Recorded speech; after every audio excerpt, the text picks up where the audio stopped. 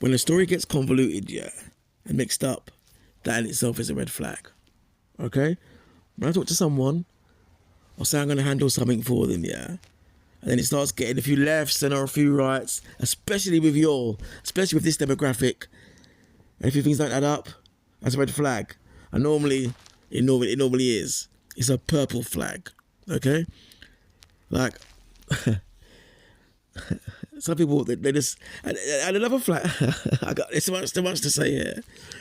One thing you'll do, yeah, especially in a situation like this, I read somewhere the mum's going to get a British lawyer, tutus.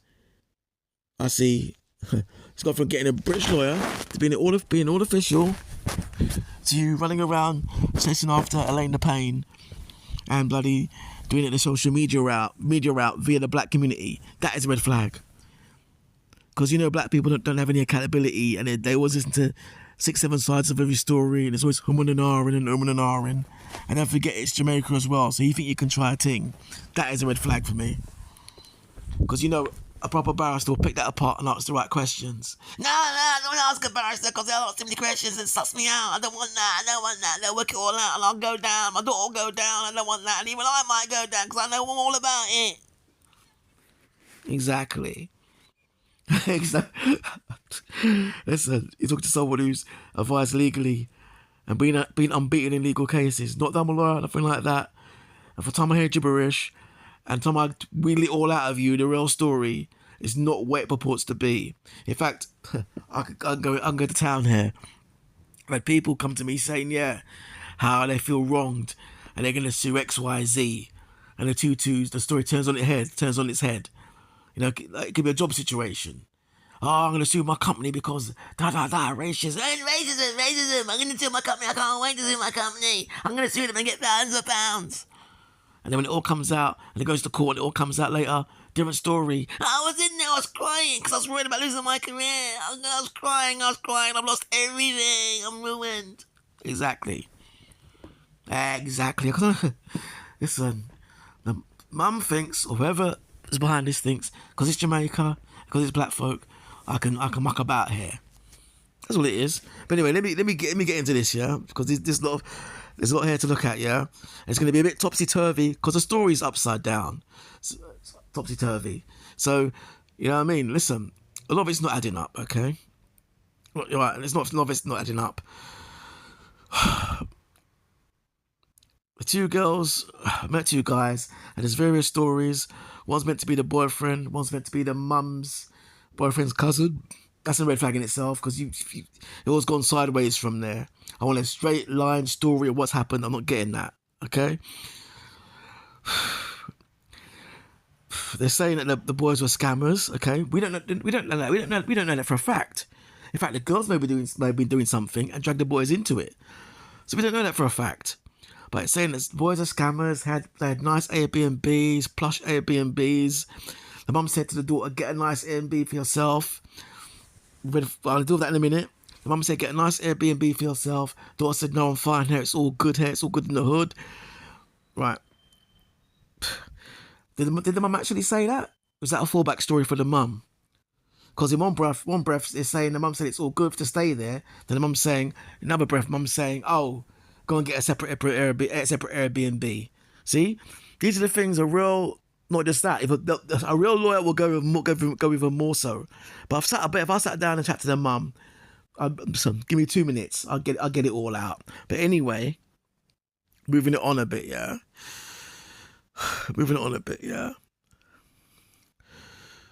The mum said something about obviously told her not to go, as we know, told her not to go. But then it's transpired that the mum paid, yeah, and reassured the other girl's mum that it's all good. Because the other girl didn't tell her mum apparently the other girl didn't tell her mum because she knew the mum would say don't go. But apparently the other girl was rebellious, went on with it, and somehow, some way, the two mums got talking, and Terea, I think that's the main girl, the fair-skinned girl, Terea, that's the girl whose mum was the one making up noise, as you would say. And the other girl is Jenny, who I'm going to call girl 2, yeah, okay? Basically, girl 2 told her mum, because she was rebellious, she spoke to Terea's mum. Terea's mum apparently okayed it, yeah? When originally Terea's mum said no, you know, she said she didn't okay it. Okay, so again, you know what I mean? And she said, don't, and yeah, girl 2, Jenny, said something about telling, she said she okayed it with Terea's mum. Showed her the FaceTime, showed her the shoes, whatever, the sliders, the shoes, whatever it is. Again, they let it itself, you know, shoes, sliders, whatever. They always try to do that little sidestep. Doesn't matter, okay? Doesn't matter. Same, it doesn't matter about the boys' involvement or not, because it's you. You're the ones going to be going down. But anyway, that's about that. Terea's mum apparently, said it was okay about the shoes, which is suspect now. But hey, stick a pin there, because it's a big messy story. So yeah, so cut the story short, Terea's mum said it was okay, it was cool. And what I'm getting here is a lot of weight here, a lot of leaning towards Terea's mum in this story. Yeah? Because the other girl's got a mum too, but the other girl's mum, you know, in one breath was saying, well, the other, Jenny, girl 2, was reluctant to tell her mum because her mum would say no. She went anyway. And obviously she's saying that it was girl 1's mum, Terea's mum, the one who does the videos, is the one who okayed it. And that may possibly be true. Because that's giving a legitimate reason why she may have done that. See, because when I'm getting the girl's mum's account on TikTok, whatever, yeah, when the mum's saying this and that, yeah, when someone tells a story, yeah, they always give us a concession, yeah, and a reason, you know, a genuine excuse reason why, if they're out to get justice, like, you know, they're out to get justice, X, Y, Z, yes, I understand this happened, I understand that happened. They always give a realistic, when it's a real situation, they always give the realistic clauses, and then they continue their story. In this case, not one time have I got that. Yeah, the girl's mum always gets given one narrative, and you're meant to run with that. Yeah, and that's a cultural thing. You always do that and always mess yourself up. And every time you do that, there's always a red flag.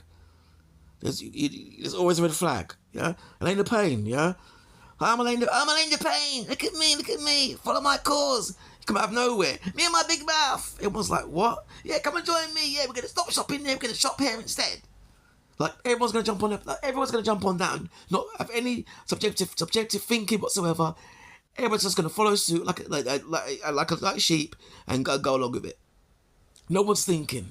But in this case, as I say with TikTok now, people are asking the right questions. It's not as easy as before. You know, black folk, the game done change, as your hickey hero Biggie said. But anyway, so back on track now. So, yeah, so again, it's more convoluted, yeah? So apparently the mum paid for Airbnb, but I'm being told that the guys had an Airbnb. The mum suggested getting her own one, but like a daughter, like I said, I'm going to have my own. So where does the mum come into it with paying for the Airbnb then? Okay? Something about the gut feeling being off with the mum as well. So you're putting it out there, yeah? I had a gut feeling, but anyway, no. You had a gut feeling, but anyway, that means you're trying to excuse yourself.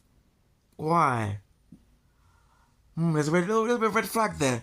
So you had a gut feeling, but went along with it anyway, or you're trying to say that you're trying to put it on yourself, but then you're trying to throw it off again. So you know sang. It's me you're talking to, you know. You know sang. And again, when you're sitting in your posture, there's no anger there. It's like, this is what I'm going to do. I'm going to sit down, tell the people then what I'm going to tell them. I'm going to be calm, relaxed, and just tell it to them and be calm and tell it. So you already got it pre-planned and preordained what you're going to say. So you set yourself up with your little pretty self. You sat down and you said, I'm going to deliver it this way, and by doing it this way, I'll get the people on side. Because let's not forget, you're not going the formal legal route with this British lawyer business, which I heard before. You're doing it this other way now, social media way, and getting Elaine the Pain and, you know, people like that on your side, social influencers, and you're doing it the N way. You're being the NIGGA way, okay? Because you know legally that won't wash, and people start asking the right questions, okay? So yeah, apparently, and this is interesting. when you're talking about the boys, them, yeah. When you're talking about the boys, yeah. You refer to him as Tony, or is his name Uriah Gordon? So you're already sliding the boy already. You've already kind of like sliding him. So either you knew that he was involved in it, or you're using him as an excuse to push it all on him. Because that's what you all do anyway, especially in this culture. It's always the man's fault. It's always the man. Remember that. It's always the man's fault. Never the woman's fault. If it's a problem, it's the man behind it. If she's off key, it's the man behind it. She sells drugs, it's the man behind it. She sells crack, it's the man behind it. Exactly. It's always the man's fault. So he's being smart there. You push it onto this guy, and again, we're getting this sidestep again. The guy, is it his cousin? Because what I'm getting, this is the guy who the footballer won, and I kind of feel sorry for him because his picture's up there now. So we just there innocently bouncing around, and it's all on the cousin who was with girl 2, whoever it was, whoever. Again, that's all ambiguous. Again, because they know people start pinning things down properly. And to be honest, I've given up with the story anyway because you've already fudged the whole thing. Yeah, you've already too many lefts and rights and the usual crap I get from your people. Okay, so yes. You've already slandered him by saying, is it Tony or is it your Gordon? The old school little trick there, your left and right they do, yeah? And you mentioned the cousin, and then you mentioned, okay, whatever. Then you say the boys picked them up from the airport. Okay, fair enough. Cool. And then you say, obviously you're going to mention, this is her account, 2 friends. One of them is a boyfriend for 2 years. See, this is what I don't get. One of them is a boyfriend for 2 years. Then in the other breath, it's like, she doesn't know these guys. They don't know these guys. And it's a random thing. Then people start saying, okay, if it's a random thing, then why are you trusting these guys to bring trainers back? But in the same breath, you're saying they're both best friends for 8 years. Yeah? And your daughter doesn't know her best friend's partner. I never met him or spoken to him. Make that make sense? Okay, and you're saying that the 2 guys, they went to see the 2 guys, whatever. That's fine, but from what I'm seeing, that Tony guy from the picture is wearing like an English football kit, and it seems like he's over here.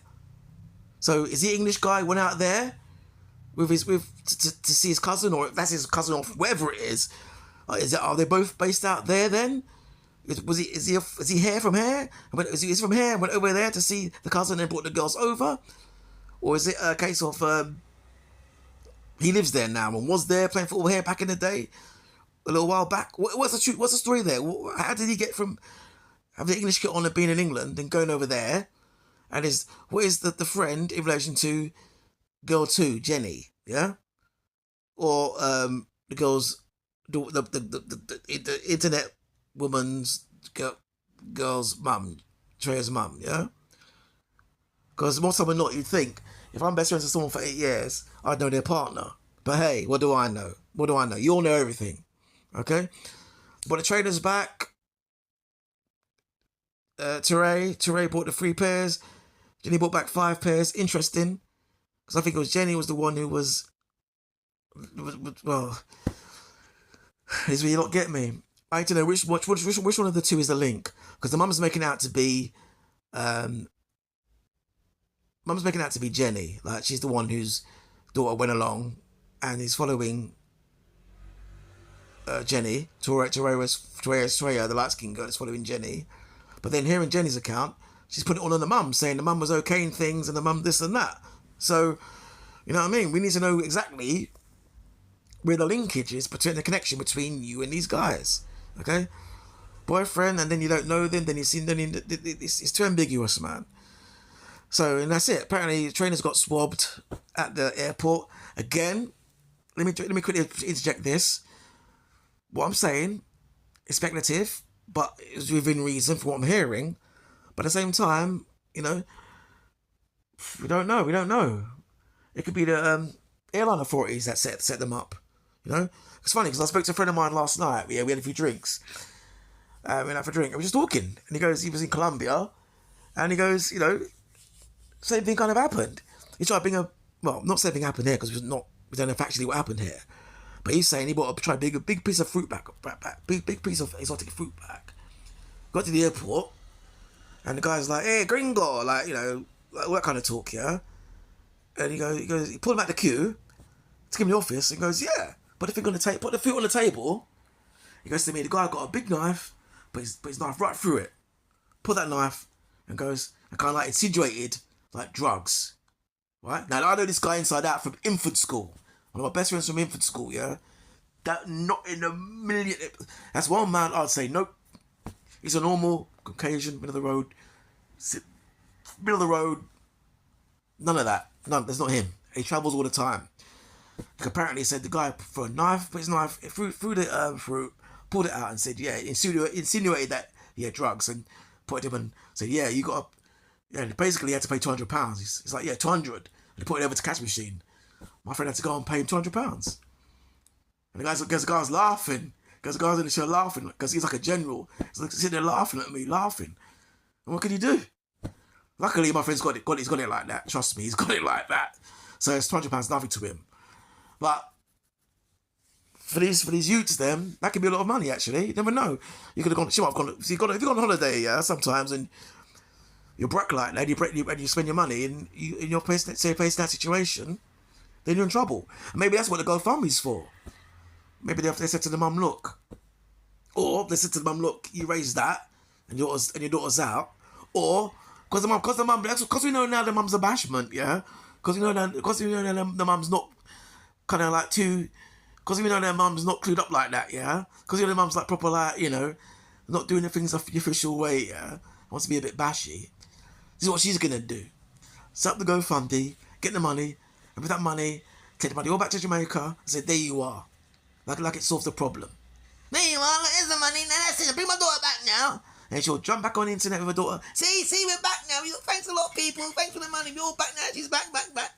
Listen, that doesn't absolve nothing. In fact, no, I bet you £1,000. The mum probably be like, yeah, man, we want the daughter back. Yeah. And we got the shoes back. I got the drug, the things in the shoe. The things are in the shoe, so we can sell that as well. So we got the money for the shoes then. When we sell the shoes them on the street, because we got the substance in the shoes, we can sell the white on the street. And we got the GoFundMe money. I'll get that to them anyway, so we got the money back. Yeah. I'm inside out, man. I got time for you. But another red flag is the pregnant thing, yeah? Because when she was on bail on remand, she got pregnant, and not from the guys then that they were staying with. She got pregnant by a next man. That's a red flag. You know, and we need to know which one of the two girls it was. Was it the mum's daughter, or was it the Jenny girl number 2? Yeah. So there's a lot of questions that need to be asked. Okay. Because you know what I mean, that tells me you're a loose cannon. And don't forget, they love a Jamaican man, and in turn, you know, from what I heard anyway, it was a light-skinned one. The woman who's making noise on the net, her daughter's the one actually who got pregnant, from what I heard. So if that's the case, then you know what Jamaican man's like? Light-skinned girl, coarse up Jamaican man, has a match made in heaven. So of course that's gonna happen. Maybe she's thinking, yeah, if I get pregnant, I can maybe stay and do my sentence in his yard. You know what they think. Listen, this is what happens when you have a society or an environment or a demographic of people that have an anti-intellectualism approach to life. There's no smarts there. It is what it is. Later.